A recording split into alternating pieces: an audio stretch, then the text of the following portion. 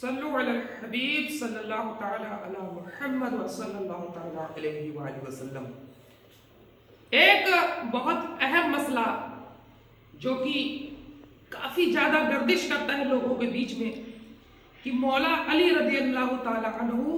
اور حضرت امیر معاویہ رضی اللہ تعالی عنہ کے جنگ میں حق پر کون تھا اور کون حق پر نہیں تھا، اور کس کو برا کہیں گے کس کو صحیح کہیں گے، یہ لوگوں کے بیچ میں بہت ہی کشمکش والا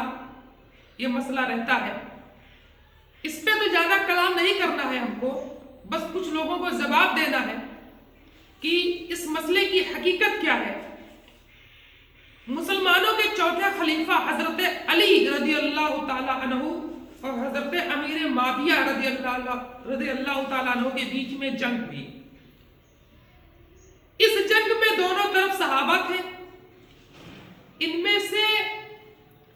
کوئی کسی کا دشمن نہیں تھا، دونوں طرف صحابہ تھے، کوئی کسی کا دشمن نہیں تھا، اور جو صحابہ رضی اللہ تعالی عنہ تھے وہ جتنے بھی اس جنگ میں مارے گئے سب کے سب شہید ہیں، اور کسی سے بغض نہیں رکھنا چاہیے، کسی بھی صحابہ سے بغض نہیں ہے ہمارا، لیکن حضرت علی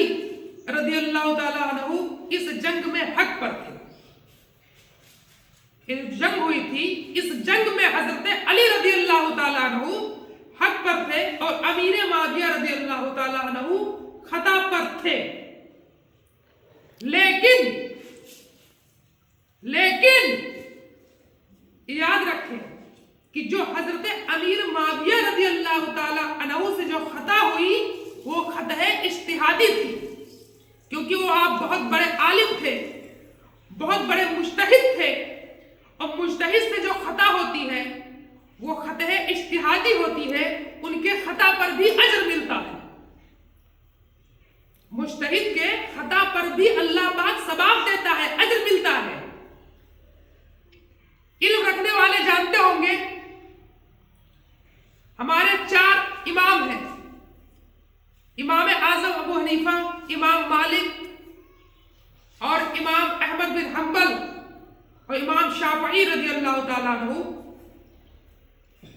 ان کے درمیان بھی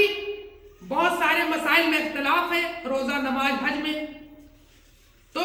اب ان کو ہم برا نہیں کہیں گے کیونکہ یہ ان سے جو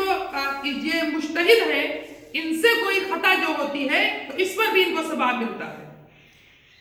اسی طرح امیر معاویہ رضی اللہ تعالیٰ عنہ سے جو خطا ہوئی اس خطا پر ان کو جرم نہیں ہے بلکہ ان کو بھی ثواب ملا۔ اور ایک بات ذہن نشی رکھیں کہ فاسدل فی العقائد و فاسدل فی العمل، یعنی عقیدے کا برا ہونا عمل کے خراب ہونے سے زیادہ خطرناک ہے۔ ہم اہل سنت صحابہ اکرام رضی اللہ تعالیٰ عنہ کا اور بیت الاطہار طفیل اہل جنت ہے، یہ باتیں یاد رکھیں کیونکہ ہم سب سے محبت کرتے ہیں، اور انشاءاللہ کوئی آپ کو نہیں بھڑکا سکتا، اپنے ذہن میں رکھیں۔